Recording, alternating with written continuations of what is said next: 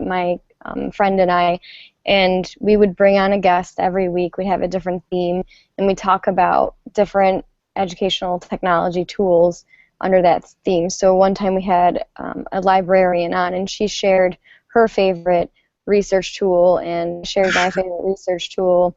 We had an app of the week, that kind of thing. We talked a lot about the changing dynamics in education, how we're looking to change things here in the U.S. But we had several people from all over Australia, UK, Singapore, contact us just to say hi. We had one developer in Germany who was supposed to be on, but the technology didn't quite work out the way that we wanted it to. But we've connected with people from the world through that webcast. And going back to many, many years ago when people didn't used to. In fact, my daughter, she presses we have Sky. She rewinds the TV, and she's been rewinding the TV since she was, I don't know, 2 years old or something like that. And when the adverts come on, she's like, "Why are we watching the adverts?" Well, because we're watching it live, we can't forward. So speed that into the 21st century when people make up their own shows as such, or broadcast hangouts on air, just simply with a computer and an internet connection. It's funny.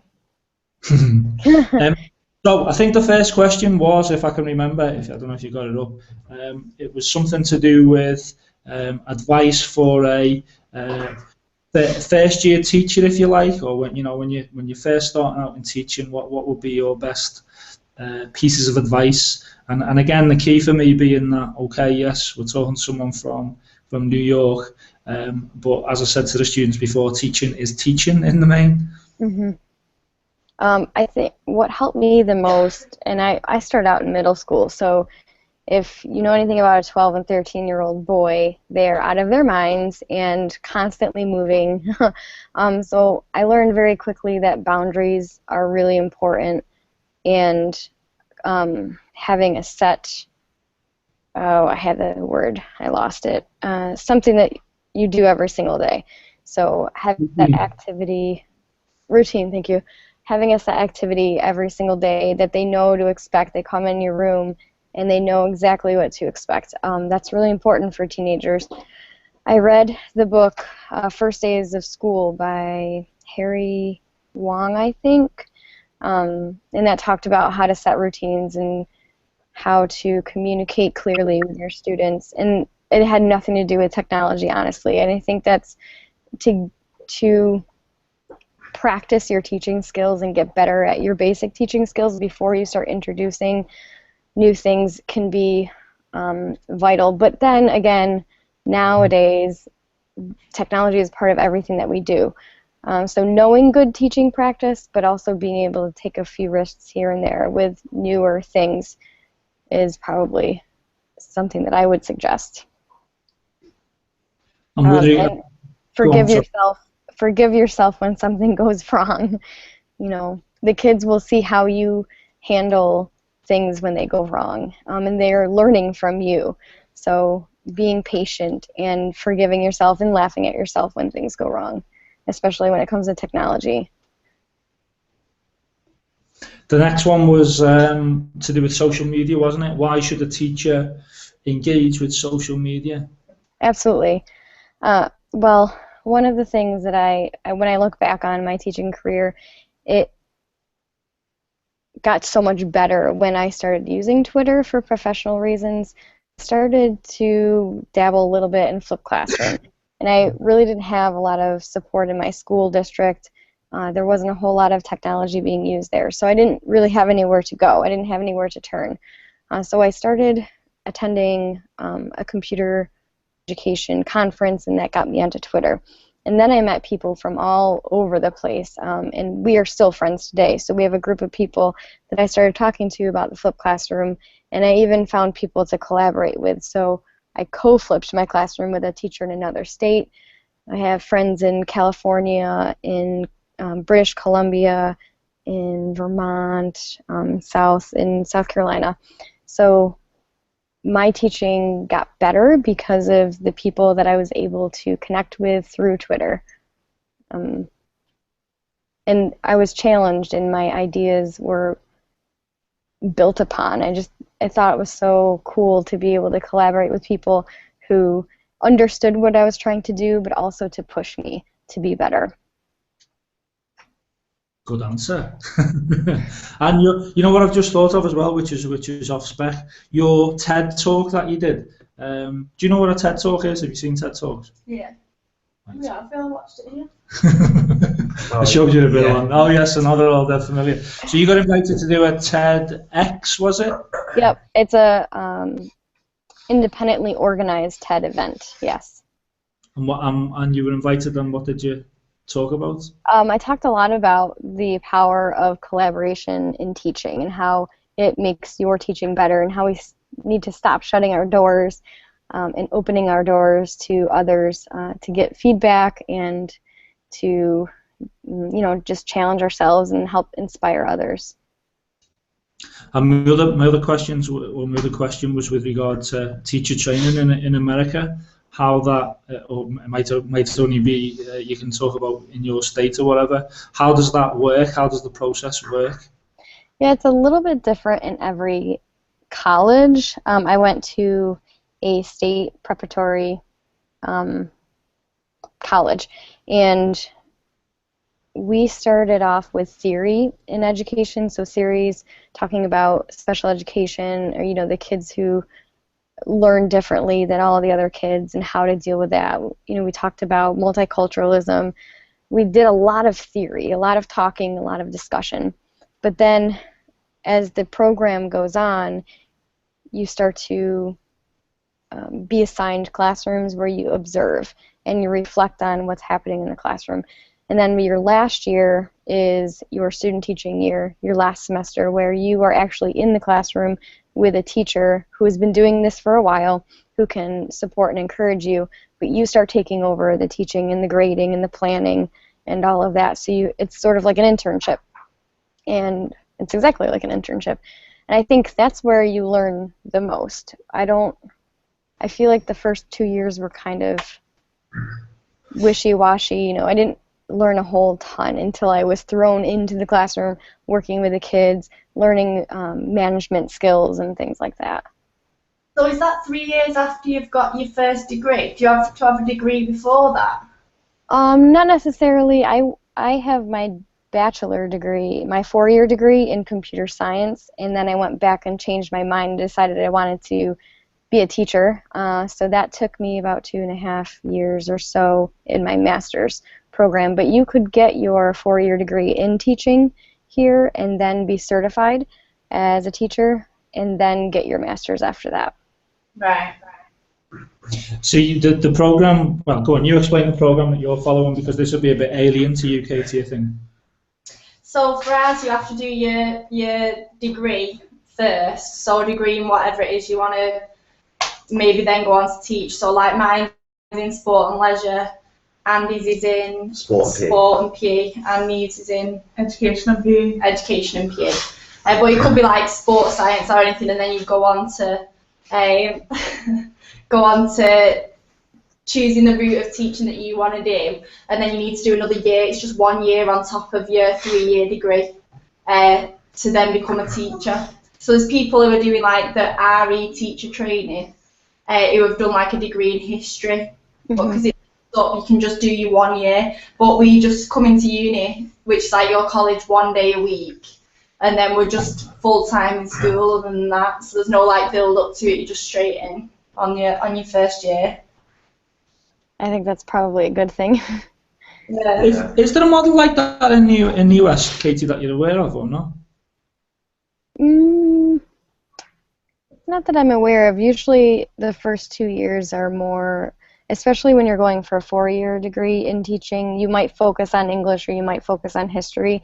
So you're taking all of that content area, all of those content area classes beforehand, and there are certain credits that you have to get in science and math, and no matter what you want to go on to teach. So there's a lot of other things that we're required to learn outside of the actual teaching practice. It's a little overwhelming, I think. And in terms of your school placement experience, did you have one or more than one school placement that you had? They try to give you different experiences. So I was in a high school in a city for one placement, and then in a suburban middle school for another placement. That's the same as us, yeah. Give you 2 placements and try and give you a different experience both times. What sort of differences did you see in terms of the inner city as opposed to the suburbs? Well, the suburb kids pretty much have everything they need. I taught in a rural community out in the middle of a farming area, and my student teaching was city, so those kids kind of have similar issues where their parents are either not working or working more than one job, so there's not a lot of support at home. Rural and city, urban communities tend to have very similar problems with drug-related issues, kids getting into trouble for the same kinds of reasons. Not to say that suburban kids don't do drugs, they do, they just hide it better, I think. There are different expectations set on suburban kids. Academics is put first a lot of the time rather than sports or rather than work, that kind of thing. So the kids do have a lot more support at home typically. Okay. Yeah. So no, as I say, I didn't expect this to be a long one either way. But I think, as I say, the key that I wanted to get across to the students is, mind you, I've just forgot the last question. It's just come back to my mind now. But I wanted to show the students how the world is such a smaller place using the technology we've got. So my last question, which is just remind me then, was with regard to the technology, and it was why should a teacher engage in using technology?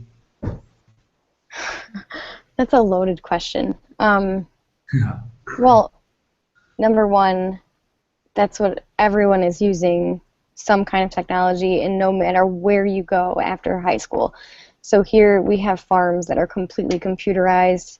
When you go to get your oil changed, everything's on a computer. When you go to, I had this one guy come and I borrowed a dumpster from a company, and he had an iPad with a square on it, and that's how I paid him. I just swiped my credit card on the iPad. So I think it's important for teachers to be using and incorporating technology just so students learn that adaptability piece, being able to adapt to different kinds of technology no matter where they go after they're finished in their primary and their high school career. And then, like you said, it just have access now to people, not just information, but you have access to all kinds of information and people. So it has definitely shrunk the world, and I think students should be able to practice that in school.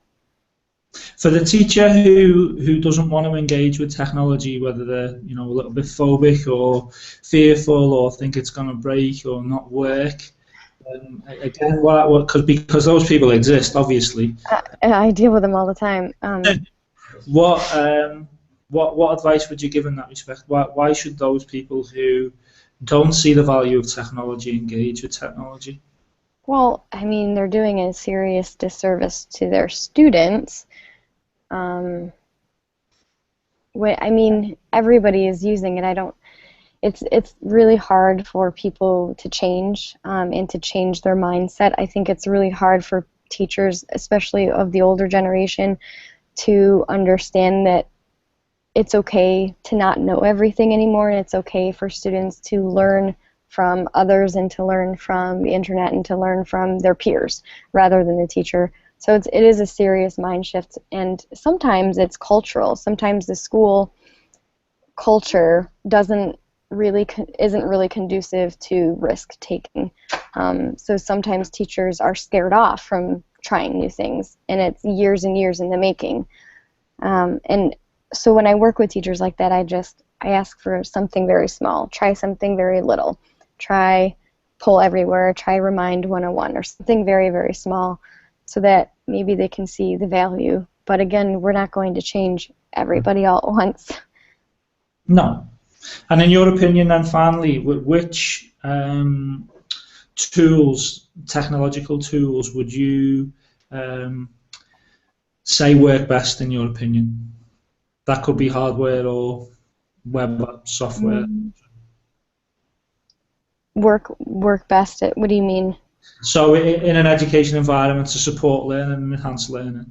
Well, I think because it's cross-platform, Google Apps would probably be something that changes things, changes pedagogy, changes environments, changes culture.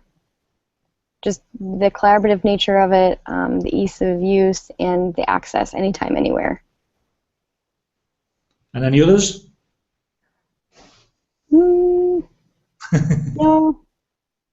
I mean, you could pick up any kind of device and you could find value in it or not find value in it.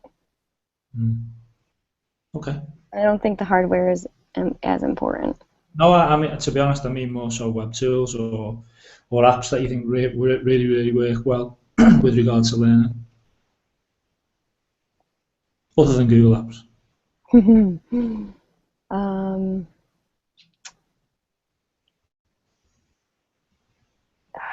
Oh, you put me on a spot. So when you're training with teachers, a lot of it's Google Apps focused. But are there any other tools that you use yourself in your own classroom that you steer those teachers to use, which are predominantly probably for teachers, web-based and free? As a parent, one thing that I really like that my daughter's teacher does is use Class Dojo, and you don't have to have classroom devices for this at all. You could have one teacher device, and you're keeping track of students' behavior, their participation, their homework, and then the parent gets to see everything that's happened during the week. So I get a report, and the kids like it because they have cute little avatars, and it's fun to look at, but I get a report on how well she stayed on task, how often she turned in her homework, things like that, attitude. And like I said, as a parent, I absolutely love it. Yeah, no, to be honest, it's on my list, Class Dojo, definitely. Right, I'm going to leave you to get back to your day. Have you got any? No. No. Thank you very much. Thank you. You're welcome. Bye, thanks. Have a good day. Thanks, Lee, you too.